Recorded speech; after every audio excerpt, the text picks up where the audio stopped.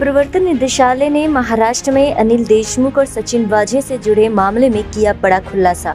प्रवर्तन निदेशालय के अनुसार मुंबई पुलिस की क्राइम इंटेलिजेंस यूनिट के प्रमुख के रूप में सचिन वाझे ने ऑर्केस्ट्रा बार मालिकों से वसूले थे 4.7 करोड़ रुपए। इसके बदले में उन्हें प्रतिबंधित घंटों के बाद भी बार चलाने की अनुमति दी गई थी। एक और बड़े खुलासे में बताया गया है कैसे देशमुख परिवार द्वारा चलाए जा रहे नागपुर स्थित चैरिटेबल ट्रस्ट श्री साई शिक्षण संस्थान को 4.18 करोड़ रुपए मिले थे। TFI पर आपका स्वागत है। मैं महिमा पांडे आपको बताने जा रही हूँ कैसे वसूली के तहत अनिल देशमुख तक करोड़ों रुपए पहुँचे थे। इन दिनों प्रवर्तन निदेशालय द्वारा अनिल देशमुख पर पड़े छापे से एक बार फिर वसूली केस पर प्रकाश पड़ा है। मामले से जुड़े सूत्रों के अनुसार ये सामने आया है कि प्रदीप शर्मा और सचिन वाझे जैसे पुलिसकर्मी यूं ही नहीं बहाल किए गए थे, ये महाविकास अघाड़ी के प्रिय वसूली एजेंट भी थे। सचिन वाझे ने तो महाराष्ट्र सरकार को लगभग 5 करोड़ रुपए का भुगतान भी कराया था। वो कैसे? हिंदुस्तान समाचार की रिपोर्ट के अनुसार मुंबई के बार मालिकों से सचिन वाझे ने 4.7 करोड़ रुपए इकट्ठा किए थे। रिपोर्ट के एक अंश के अनुसार वाझे ने बार मालिकों और प्रबंधकों को बताया कि यह पैसा नंबर 1 को और मुंबई पुलिस की अपराध शाखा और सामाजिक सेवा शाखा को जाएगा। वाझे ने एजेंसी से कहा कि उन्हें पुलिस की जांच के अनेक मामलों में तत्कालीन गृह मंत्री अनिल देशमुख से सीधे निर्देश मिल रहे थे। ईडी ने मुंबई में विशेष मनी लॉन्ड्रिंग रोकथाम कानून अदालत में अपनी रिमांड अर्जी में ये आरोप लगाए थे और देशमुख के सहायकों, उनके निजी सचिव संजीव पांडे और निजी सहायक कुंदन शिंदे की हिरासत की मांग की थी, जिन्हें शनिवार को गिरफ्तार किया गया था। अदालत ने उन्हें 1 जुलाई तक की ईडी की हिरासत में भेज दिया है। इसके अलावा यह भी आरोप लगाया गया है कि ये पैसा किश्तों में तत्कालीन गृह मंत्री अनिल देशमुख को पहुंचाया जाता था।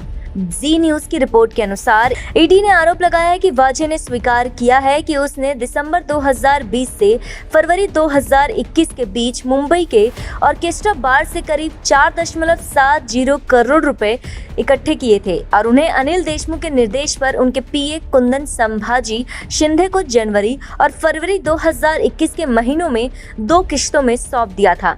अब ये किश्तें पहुंची कैसे? आज तक की रिपोर्ट के अनुसार ईडी के डॉक्यूमेंट से पता चलता है कि 60 बार मालिकों और प्रबंधकों ने दिसंबर 2020 में गुडलक मनी के रूप में सचिन वाझे को 40 लाख रुपए का भुगतान किया था। इसके अलावा मुंबई पुलिस कमिश्नरेट जोन 1 से जोन 7 के अधिकार क्षेत्र में आने वाले ऑर्केस्ट्रा बार की ओर से जनवरी और फरवरी 2021 के दौरान सचिन वाझे को 1.64 करोड़ रुपए का भुगतान किया गया था। वहीं मुंबई पुलिस कमिश्नरेट के जोन 8 से जोन 12 के अधिकार क्षेत्र के तहत जनवरी और फरवरी 2021 के महीने में ऑर्केस्ट्रा बार की ओर से सचिन वाझे को 2.66 करोड़ रुपए का भुगतान किया गया था। इस वसूली के बदले में इन बार मालिकों को प्रतिबंधित घंटों के बाद भी बार चलाने की अनुमति दी गई थी।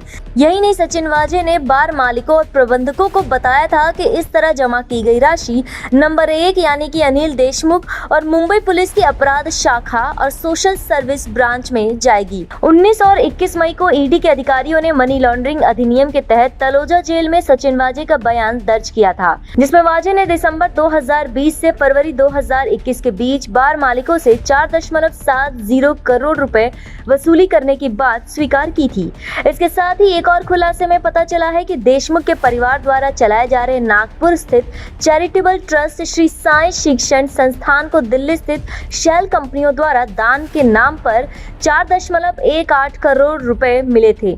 इस ट्रस्ट के बैंक स्टेटमेंट की जांच करने पर पता चला है कि हाल के दिनों में 4.18 करोड़ रुपए की राशि के जो चेक मिले थे वो दिल्ली की विभिन्न कंपनियों जैसे कि reliable finance corporation private limited, VA Realcon private limited, Utsav securities private limited और Sheetal leasing and finance private limited से प्राप्त हुई थी।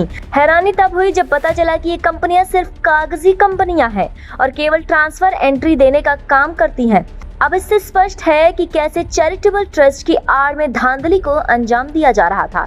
ईडी के अधिकारियों ने 17 और 23 जून को दिल्ली की इन कंपनियों के मालिकों के बयान भी दर्ज किए हैं। ये खुलासा टीएफआई पोस्ट के उन अनेक विश्लेषणों को सिद्ध करता है जहां पर हमने सचिन वाजे और अनिल देशमुख के बीच गहरी सांठगांठ पर प्रकाश डाला था। सचिन वाजे ने तो अनिल परब के साथ सांठगांठ का भी खुलासा किया था।